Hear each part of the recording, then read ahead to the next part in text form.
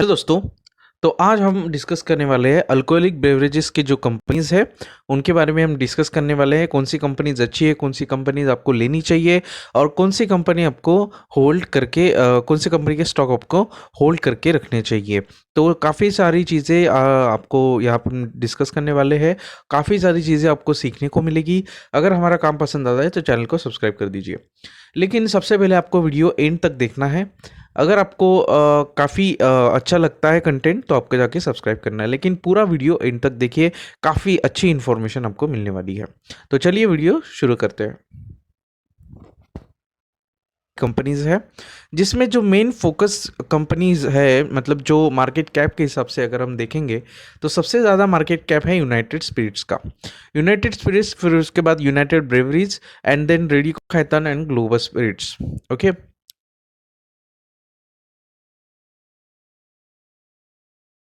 का fundamental analysis करना काफ़ी ज़्यादा इंपॉर्टेंट होने वाला है। तो आज हम डिस्कस करने वाले इन चार जो फर्स्ट मार्केट कैप के हिसाब से जो कंपनीज है, इन चार कंपनियों को हम डिस्कस करने वाले हैं ताकि आपको आइडिया क्लियर हो जाए कि किस कंपनी में आपको इन्वेस्ट करना है लॉन्ग टर्म के लिए। और ये वीडियो बेसिकली लॉन्ग टर्म के लिए इन्वेस्टमेंट करने वालों के लिए है। शॉर्ट टर्म के लिए यहाँ पर कोई भी आपको बताया नहीं जाएगा। जो भी है लॉन्ग टर्म इन्वेस्टमेंट के लिए ये वीडियो मैं बना रहा हूँ। तो चलिए दोस्तों शुरू करते हैं। सबसे पहले यूनाइटेड स्पिरिट्स की हम बात करते हैं। तो ये काफ़ी बड़ी कंपनी है, काफ़ी बढ़िया अच्छी कंपनी है और कंट्री की लीडिंग बेवरेज अल्कोहल की कंपनी है। इसकी सब्सिडरी है ग्लोबल लीडर जो है इसकी सब्सिडरी है डियागो पीएलसी। तो डियागो पीएलसी की सब्सिडरी यूनाइटेड स्पिरिट्स है जो कि अभी इंडिया में काम कर रही है। आप यहाँ पे देख सकते हैं। ओके, उसके बाद ये कंपनी है जो है वो सेल्स करती है और डिस्ट्रीब्यूट करती है। जो भी यहाँ पर आप देख सकते हैं सेल्स और डिस्ट्रीब्यूशन करती है किसका, तो Johnnie Walker, VAT 69, Black Dog जैसी ब्रांड्स जो है यहाँ पर आप देख सकते हो। Black and White, then VAT 69, इस सारी चीज़ों का यहाँ पर सेल होता है। जो भी विस्की और रम के जो भी ब्रांड्स है उनका, मैकडोवेल्स नंबर 1, और उसके बाद सिग्नेचर, रॉयल चैलेंज, इस तरीके से स्मिरनॉफ भी है और कैप्टन मॉर्गन भी है। तो इस सारी जो ब्रांड्स हैं विस्की और रम के, वो यहाँ पे सेल किए जाते हैं और डिस्ट्रीब्यूट किए जाते हैं पूरी इंडिया के कंट्री में। अभी इसके जो की पॉइंट्स है वो अगर हम देखते हैं तो मैनेजमेंट इस कंपनी का चेंज हुआ था 2015 में। मैनेजमेंट इस कंपनी का चेंज हो गया था।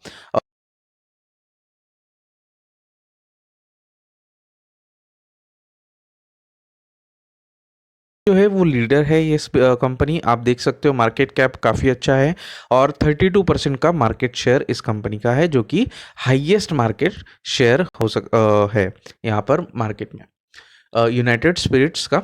फिर उसके बाद देखते हैं, it's the second largest spirits company in the world. तो पूरे, मैं इंडिया की बात नहीं कर रहा हूँ, पूरे वर्ल्ड में ये सेकेंड लार्जेस्ट कंपनी है। तो आप देख सकते हो किस तरीके से कंपनी काम करती है। बाकी इनोवेशन की यहाँ पे अगर हम बात करें तो contemporary and stylish portable format of Scotch, तो ये भी काफ़ी बढ़िया चीज़ है कि कंपनी इन्वेंट भी काफ़ी करती है, मतलब R&D डिपार्टमेंट कंपनी का काफ़ी अच्छा है। ओके, तो ये तो हो गए फंडामेंटल। अब हम देखते हैं कंपनी के आगे के जो भी फंडामेंटल्स है, की पॉइंट्स हमने देख लिए। अभी मार्केट कैप जो है कंपनी का 66,854, मतलब 67,000 करोड़ का है। तो काफ़ी अच्छा और बड़ा मार्केट कैप है। कंपनी जो है वो सेक्टर की लीडर है। ROE और ROC अगर हम देखें तो 15% के आपको यहाँ पे नीचे दिखाई देंगे। 15% के नीचे जो है वो ROE और ROC है 13.3 और 9.49। तो ये थोड़ी सी निगेटिव पॉइंट हम बोल सकते हैं। डेट है 1,000 करोड़ का, और उसके बाद जो आपका जो प्लेज परसेंटेज है वो भी कंपनी के शेयर्स प्रोमोटर ने प्लेज करके रखे हैं। बाकी अगर हम बात करें तो मैक्सिमम अगर मैं चार्ट दिखाऊँ कंपनी का तो कुछ इस तरीके से आपको दिखाई देगा। यहाँ पर जो भी चार्ट है, मतलब फ्लक्चुएशंस काफ़ी ज़्यादा, वॉलेटिलिटी आपको काफ़ी ज़्यादा दिखाई मिलेगी। अल्टीमेटली स्टॉक तो मतलब ऊपर गया ही है last long period of time, लेकिन यहाँ पर आपको दिखाई देगा कि साइकिल में स्टॉक मूव हो रहा है। मतलब कभी कंपनी के प्रॉफिट गिरते हैं, कभी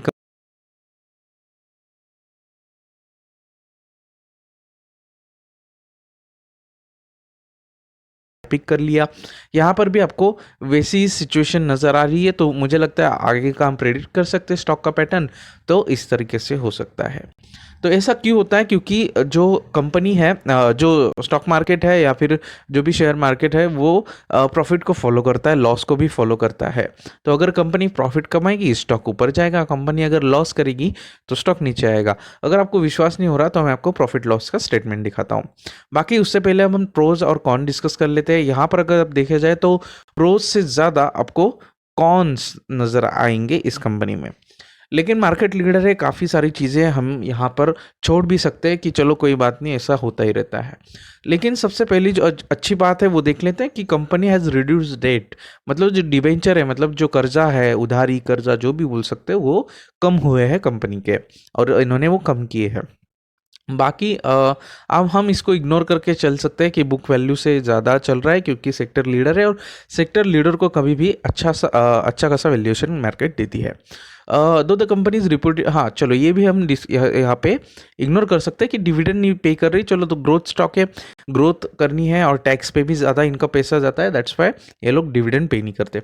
the company has deliver poor sales growth, तो ये थोड़ा कंसर्न हो सकता है कि लास्ट 5 ईयर से पुअर सेल्स ग्रोथ हुई है, तो ये थोड़ा कंसर्न है। बाकी अगर हम बात करें क्वार्टरली रिजल्ट्स की, तो यहाँ पर मैं दिसंबर 2018 से आपको दिखाऊंगा। अगर ऑपरेटिंग प्रॉफिट देखा जाए तो 357 करोड़ का, फिर उसमें थोड़ा सा डिप आया 284 करोड़ का, फिर प्रॉफिट जंप हुआ 490 करोड़, फिर डिप आया 407 का, फिर प्रॉफिट जंप किया 425 करोड़। यहाँ तक तो ठीक था। क्या ये पैटर्न आगे भी वैसे ही चल रहा है? चलिए देखते हैं। यहाँ पे मार्च 2020, तो ये कोरोना का टाइम है।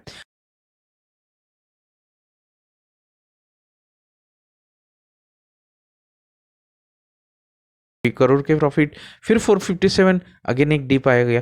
तो इस कंपनी का जो मेन इशू है वो प्रॉफिट के रिलेटेड है कि प्रॉफिट को फॉलो, मैंने जैसे पहले बोला था कि जो वैल्यूएशन है वो प्रॉफिट को भी फॉलो करता है, मार्केट प्रॉफिट को फॉलो करता है, लॉस को फॉलो करता है। तो अगर प्रॉफिट आता है कंपनी को तो स्टॉक प्राइस ऊपर जाता है, लॉस आता है क्वार्टर में तो कंपनी की तो शेयर प्राइस नीचे चला जाता है। तो इस तरीके के सिचुएशन में क्या आपको इन्वेस्ट करना चाहिए, क्या आपको लॉन्ग टर्म के लिए इन्वेस्ट करना चाहिए इस कंपनी के? मैं इसके बिल्कुल खिलाफ हूँ, बिकॉज ये कंपनी का जो शेयर है वो साइकिल में चल रहा है। साइकिल मतलब कभी ऊपर कभी नीचे, कभी प्रॉफिट, मतलब कंसिस्टेंट जो प्रॉफिट है वो कंपनी नहीं कमा रही है।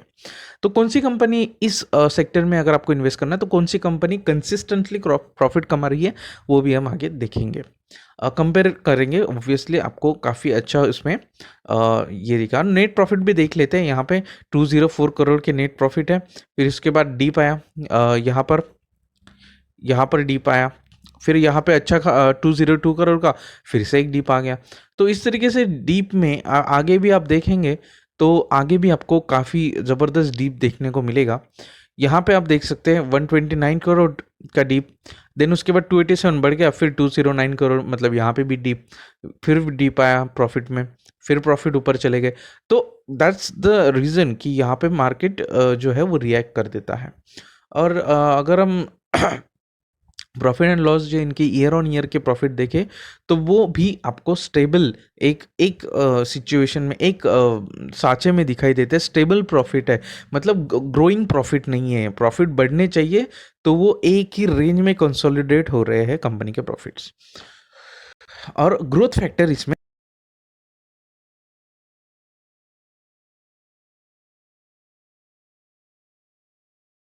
फ्लक्चुएशन क्यों है? क्योंकि यहाँ पर जो प्रॉफिट्स है वो कंसिस्टेंट कंपनी नहीं निकाल पा रही है। यहाँ पे भी आप देखिए काफ़ी ज़बरदस्त डीप आया, मतलब यहाँ पे 659 से सीधा 384। तो आप देख सकते हो काफ़ी ये इस तरीके की सिचुएशन है। बाकी अगर इन्वेस्ट करना चाहते हो तो कंपनी ठीक है, लेकिन मैं बेसिकली सजेस्ट नहीं करूँगा। 10 ईयर्स का 20% का CAGR है और 1 ईयर में 61% के रिटर्न, तो ठीक है, काफ़ी अच्छे रिटर्न भी दिए है, लेकिन प्रॉफिट जो है वो कंसिस्टेंट नहीं है। बाकी शेयर होल्डिंग पैटर्न हम डिस्कस कर लेते हैं इस कंपनी का। यूनाइटेड स्पिरिट्स, तो यहाँ पर 56% का प्रोमोटर का होल्डिंग है, और उसके बाद अगर हम देखें तो फॉरेन इन्वेस्टमेंट यहाँ पर 23% थी दिसंबर 2018 के क्वार्टर में, 23.11% की थी, और अब 19.08% की है सितंबर 2020 के क्वार्टर में। मतलब फॉरेन इन्वेस्टर्स को ये बात पता चली है देख रहे वो लोग काफ़ी दिनों से वॉच कर रहे थे और अभी वो बिकवाली कर रहे हैं क्योंकि प्रॉफिट कंसिस्टेंटली नहीं निकाल पा रही है। डोमेस्टिक इन्वेस्टमेंट भी आपको वैसे ही नज़र आएगी। यहाँ पर डोमेस्टिक इन्वेस्टमेंट थोड़ा सा बढ़ता हुआ नज़र आया है, लेकिन पब्लिक इन्वेस्टमेंट अगर आप देखें तो वो भी यहाँ पे ही पब्लिक फंसती है क्योंकि इस तरीके की सिचुएशन में कंपनी डिविडेंड देती है तो कंपनी पब्लिक यहाँ पे फंस जाती है। अब हम देखेंगे कि कौन सी ऐसी कंपनी जो कंसिस्टेंटली प्रॉफिट कमा रही है, कंसिस्टेंटली प्रॉफिट को अपने बढ़ा रही है। तो चलिए कंपनी देख ही लेते हैं। दोस्तों कंपनी का नाम है रेडिको खैतान और काफ़ी बढ़िया कंपनी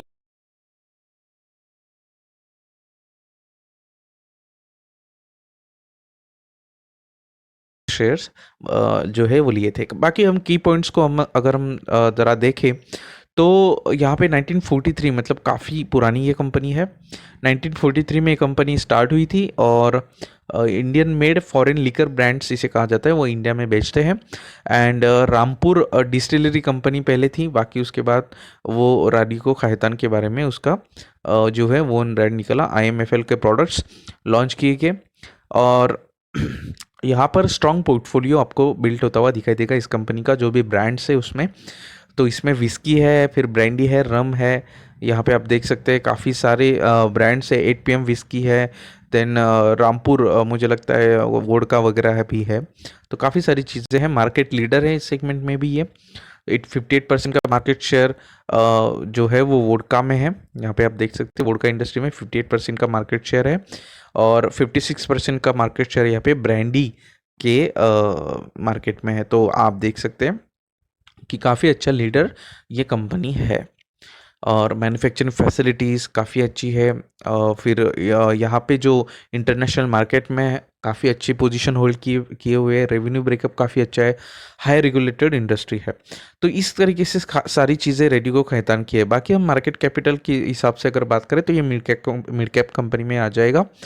तो 15,000 करोड़ का मार्केट कैप है, कुछ बड़ा मार्केट कैप नहीं है। इसका मतलब ये जो है ये ग्रोथ स्टॉक है। तो अल्टीमेटली फ्यूचर में कंपनी अगर अच्छे काम करेगी तो शेयर प्राइस ऊपर जाने वाला है, काफ़ी अच्छे रिटर्न्स शेयर होल्डर्स को मिलने वाले हैं। ये बात ध्यान से आपको देखना पड़ेगा।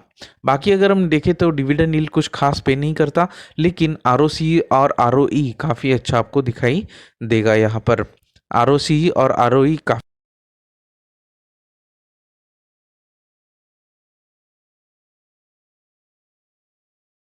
ROC और ROE दोनों भी है। तो यहाँ पर प्रोमोटर की होल्डिंग है 40%। वहाँ पे थी कम थी वहाँ पे यूनाइटेड स्पिरिट्स की।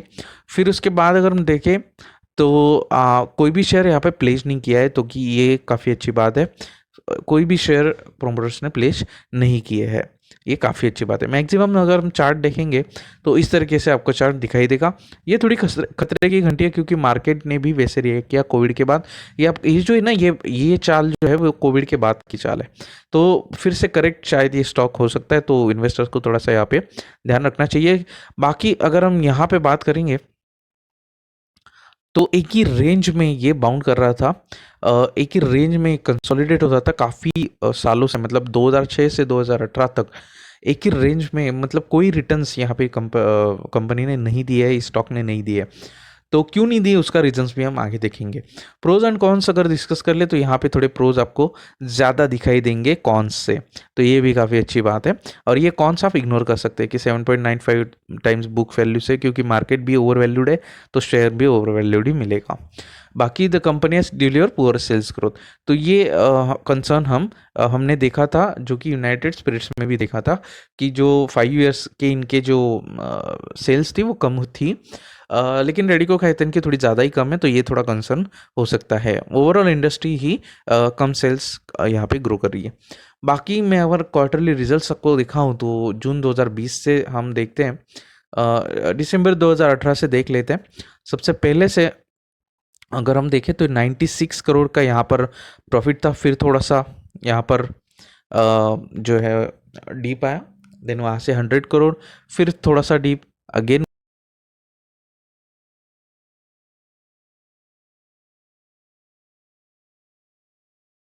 उसके बाद मार्च 2020 में भी यहाँ पर कोरोना की वजह से डीप आता हुआ आपको दिखाई देगा। तो मैंने जैसे आपको बोला था कि यहाँ पे जो मार्केट का जो कंसर्न था वैल्यूएशन की तरफ का था, तो यहाँ पर कुछ कंसोलिडेट हो गया था। क्यों हो गया था? क्योंकि कंपनी प्रॉफिट जनरेट नहीं कर रही थी इस जोन में। का मतलब एक क्वार्टर में अच्छा रिजल्ट आता था, दूसरी क्वार्टर में कंपनी लूज कर जाती थी, लॉस में थोड़ा सा लॉस हो जाता था, फिर अच्छा रिजल्ट, फिर तो एक ही जोन में यहाँ पर जो है वो चार्ट चल रहा था। लेकिन उसके बाद क्या हुआ? उसके बाद काफ़ी अच्छा ब्रेकआउट मिला।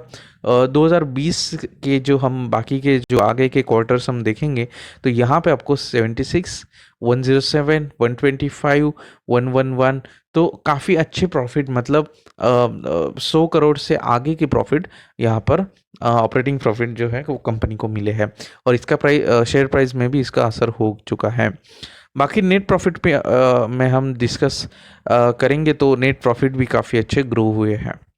यहाँ पे अगर देखें तो ऑपरेटिंग प्रॉफिट अगर ईयर ऑन ईयर की बात करें, तो मार्च 2006 में यहाँ पर आपको देखेंगे तो 79 करोड़ के प्रॉफिट से आज यहाँ पर कंपनी 409 करोड़ के प्रॉफिट जो है वो कंपनी ने लिए है।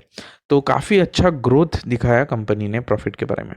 CAGR आप देख सकते हो 25% का 10 साल में CAGR दिया है, जो कि काफ़ी अच्छा CAGR हम इसे मान सकते हैं, यूनाइटेड स्टेट्स से काफ़ी अच्छा है। और यहाँ पे अगर कंपनी के रिजर्व्स अगर हम देखें, तो मार्च 2006 में यहाँ पे 124 के करोड़ के रिजर्व्स थे। अब हम देखते हैं तो 1869 करोड़ के रिजर्व्स है। फिक्स एसेट भी कंपनी के लगा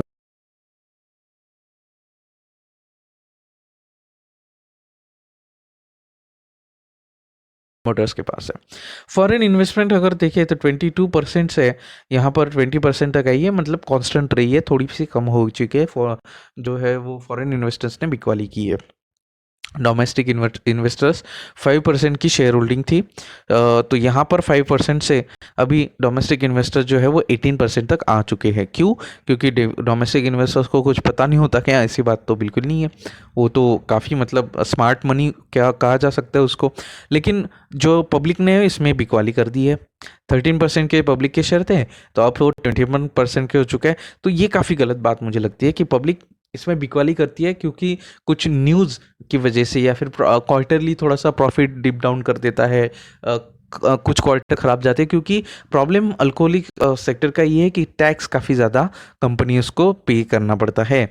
तो that's why profit after tax निकालना, वो परसेंट मेंटेन करना, सेल्स ग्रोथ मेंटेन करना काफ़ी डिफिकल्ट टास्क हो जाते हैं इन कंपनीज के लिए।